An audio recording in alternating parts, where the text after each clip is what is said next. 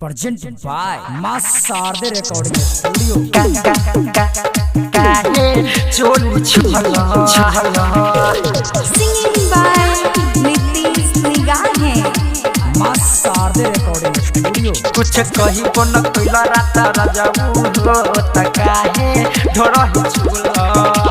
सजल सबर रंग रूप रह गइल सोची सोची हमारा दुख बड़ा भइल सजल सबर रंग रूप रह गइल सोची सोची हमारा दुख बड़ा भइल मन भर गइल हौ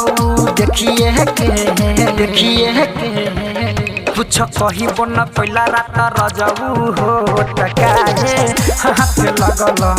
कुछ कही बन पहिला रात रजाऊ हो तकाहे चोली छुला चोली छुला Singing by Nitish Nigahe.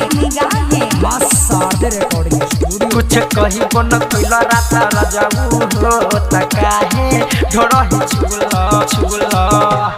साजही से रखले रही बाल हम झार के का कहीं हम सुनो ये सखी सूत जाले उनिहार के साजही से रखले रही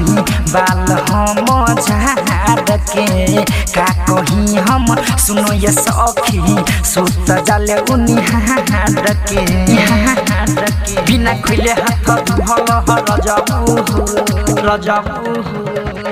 कुछ कही बन पहिला रात रजाऊ हो तकाहे हाथ लगल कुछ कही बन पहिला रात रजाऊ हो तकाहे ढोरा हिचुला तकाहे ढोरा हिचुला